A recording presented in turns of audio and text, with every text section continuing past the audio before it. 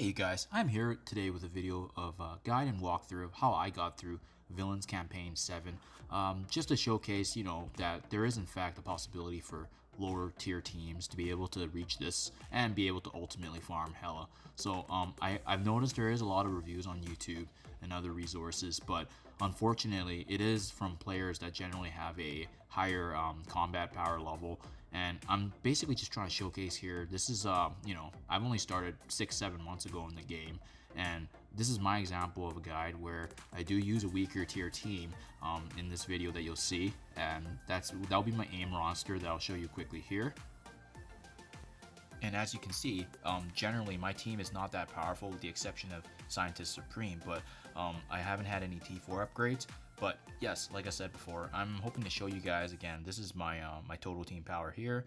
I've only been playing for a few months, and I do want to show you guys that this is in fact possible. As you can see here, my total days logged is actually 193, so that's just barely over half a year. So yeah, let's get started here. I want to show you guys how I got through with my my 120k aim team, and reason being is because for these modes here, Villain 7-1 to 7-3 does require either a Sinister 6 or a Hydra or an aim team, and just from personal experience of trial and error, the aim team does have the most sustainability. So this is definitely, there might be potentially some changes here and there with certain characters, but I do recommend if you can get a full roster of the aim team, they're probably your best bet for getting through the first 3 nodes of the Villain 7. Now, I won't lie, this does take me a couple of tries here because, potentially you are going to require some RNG here, but my total team power is 120k, and as you can see, I start off this battle by strictly focusing Yo-Yo. Thank you to all the advice out there on Reddit and OMG and the Big Guys Casino. Obviously they've done guides in the past, but, I've taken their feedback collectively, and generally what you always want to do is you want to use Scientist Supreme's ultimate at the beginning to cast all these conditions on, obviously the opposing forces.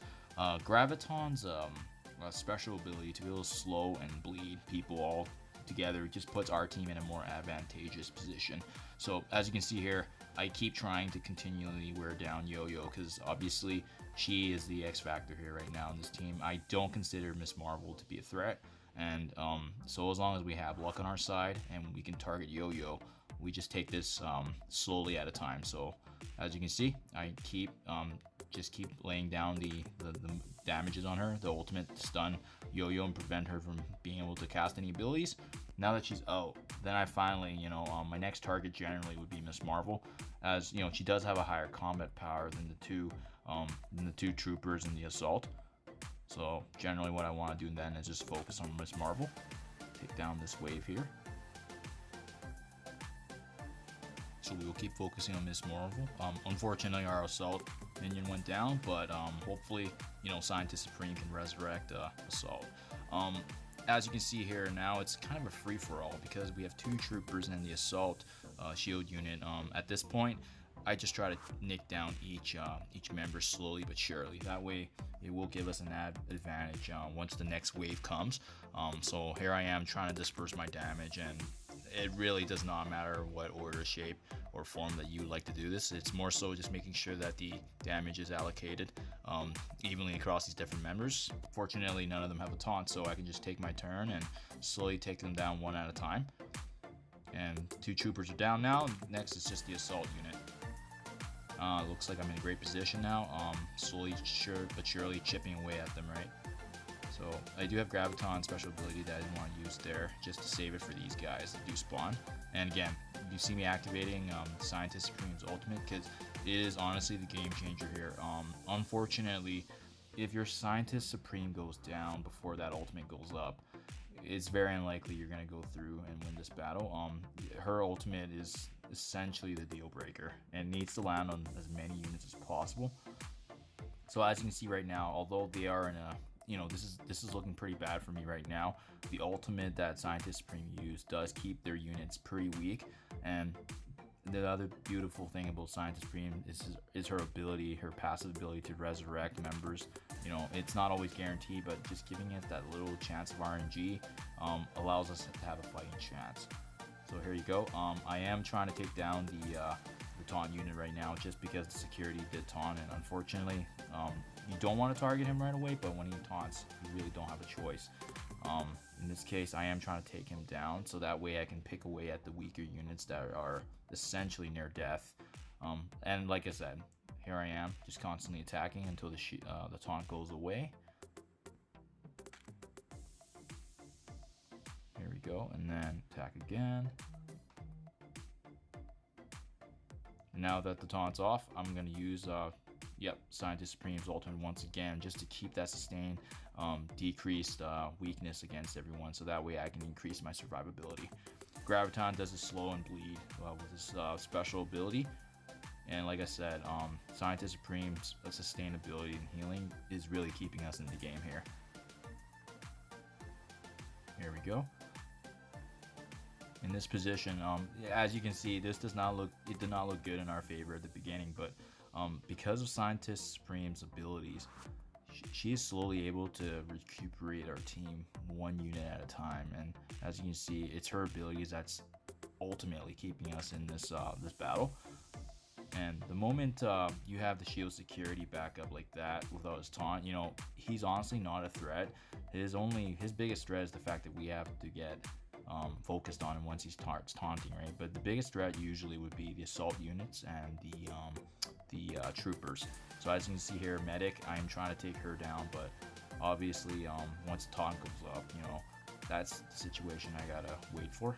But that gives me time as well now to utilize Scientist Supreme's percent and probability of reviving the members. So although I started this battle looking pretty ugly in this wave, because of Scientist Supreme's ability to resurrect, you know, a situation that looks pretty unfavorable can turn quite favorable if you just draw out the battle where our sustainability is higher than their damage.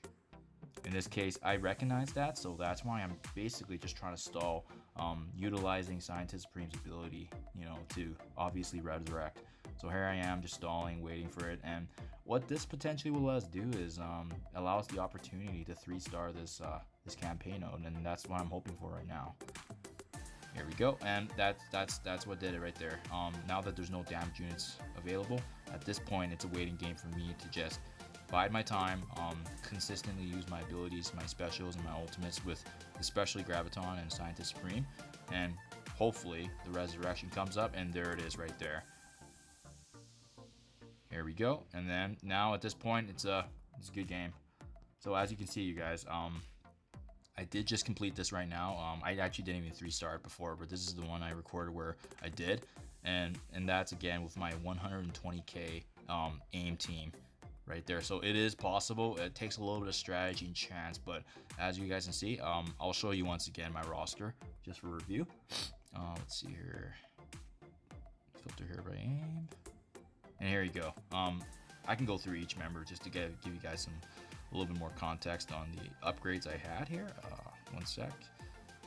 There you go. As I said before, there has been no T4s upgraded, and I've leveled them up, you know, as much as I could, just to increase my probability. But here you guys go, just for reference. And I definitely have seen the other two AIM members have contributed, and just as a heads up, so it doesn't necessarily need to be these 5 members, but here you guys go, and hopefully that video helps you guys. Again, thank you guys so much for watching. Please let me know if you have questions or concerns. Again, I am a free-to-play player, and I just started a few months ago, but I am in fact accentuating that it is in fact possible for a free-to-play player to be able to attempt this with a weaker tier team. Just gotta be smart, and a little bit of chance is required, but as you can see here, it is definitely doable and for sure possible. So thanks again for watching, you guys, and please look forward to my next video, as I will be working all my way up to Hela to show you guys how I accomplished that. Thanks so much for watching, and wish you all the best, guys. Thank you.